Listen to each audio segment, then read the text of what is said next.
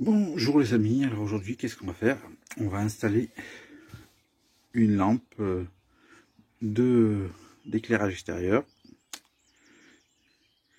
et surtout on va installer un détecteur de mouvement pour que cette lampe extérieure s'éclaire. Alors moi la lampe elle y est déjà, le détecteur il est là-haut mais il est mort, donc je vais vous montrer comment on tire une nouvelle ligne. Alors là, vous avez la première ligne. Alors, comme vous pouvez voir, c'est pas vraiment pile poil aux normes. C'est fait avec du scotch pour fermer, du scotch américain. On va refaire ça bien nickel. Allez, je commence donc par faire 2 trous. Alors, de préférence à l'abri, parce que je vais y mettre un boîtier de dérivation pour l'arrivée de ce fil qui va aller dans le boîtier. Donc bien l'abri parce qu'il est sous cet appentis. Et puis après, il y a une marquise. Donc, je suis tranquille. Et après, je vais faire tirer le fil donc dans la boîte. Et de la boîte, je fais aller le courant à mon détecteur que vous allez voir. Puis, du petit détecteur à la lampe. Vous comprendrez mieux une fois en place.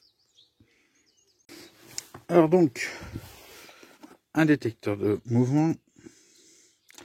Alors, il voit à 180 degrés sur 8 à 12 mètres à peu près. Il détecte.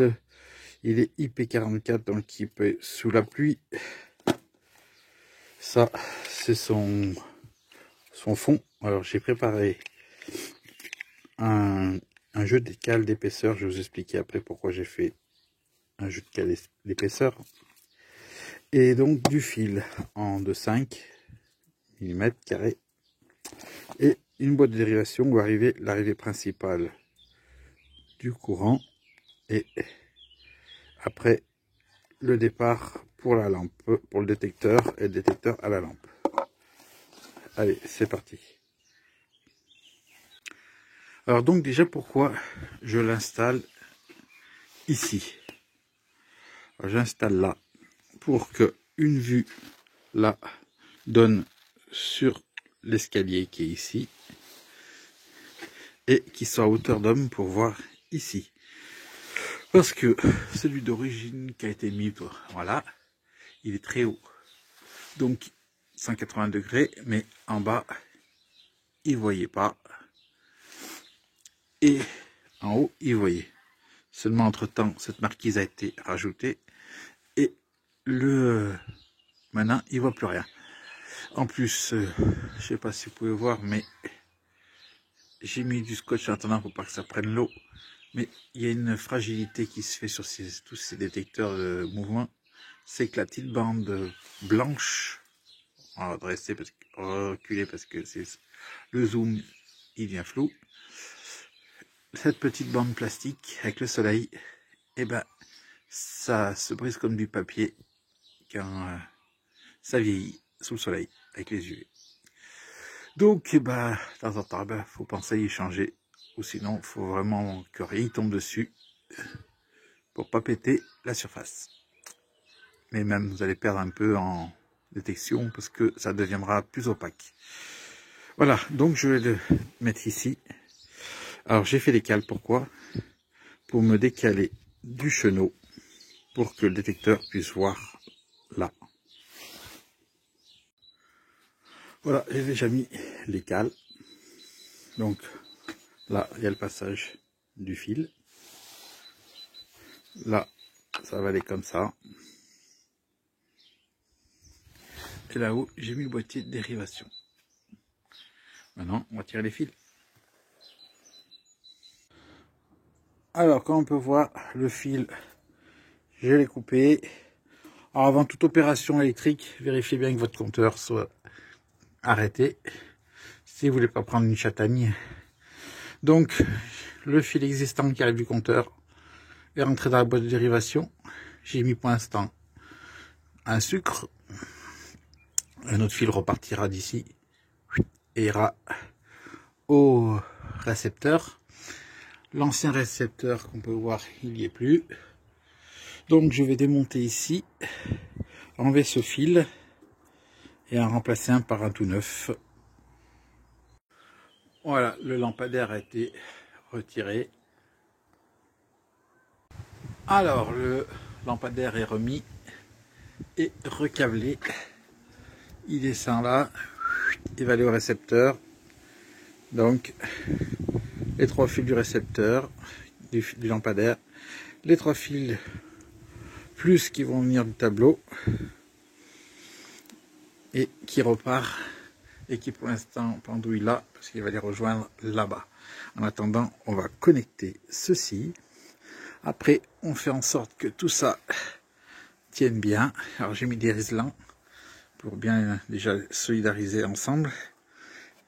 Et puis après, bien que ça pendouille pas comme c'est pendouille là, bien sûr, ça suit bien le mur.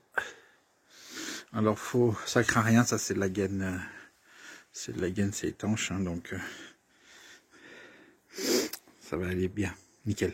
Alors je vais couper à la bonne longueur une fois que j'ai passé tout ça dans le boîtier qui est là. Je la branche comme il faut, je coupe le jus et je rebranche là-haut. Alors le récepteur il est là, le fil il monte, il passe là, il n'est encore pas attaché, c'est normal, il n'y a encore pas le jus mis en route, ça rentre là-dedans, le sucre a reçu les 2 fils du récepteur.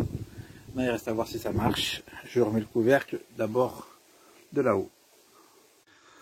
Alors voilà, j'ai mis le cache. Alors je vais vous expliquer pourquoi j'ai fait passer les fils par là et pas sur le côté comme là ou sur le côté dans l'autre sens.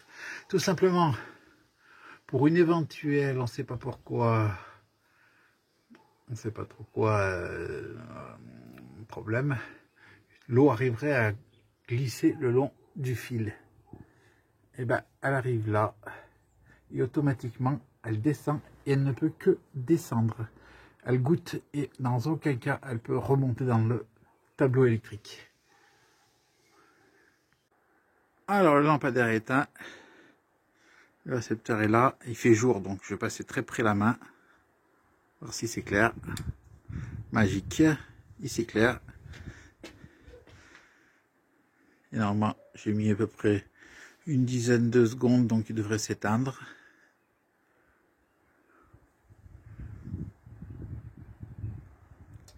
Voilà. Donc il ne reste plus qu'à attacher là le fil, le mettre en position nuit, parce qu'elle est en position jour, mais voilà. Hein. Position jour, c'est pas le but. On va attendre la nuit, puis je refais un test de nuit. Alors il fait encore pas vraiment noir, mais est-ce que ça se déclenche? Ça s'est déclenché. Bon, ça devrait le faire. Reste à voir dans la nuit noire. Alors comme on peut voir, cette fois, il fait vraiment noir. Je fais un pas. Non, et ça s'allume. Je peux montrer l'escalier et partir.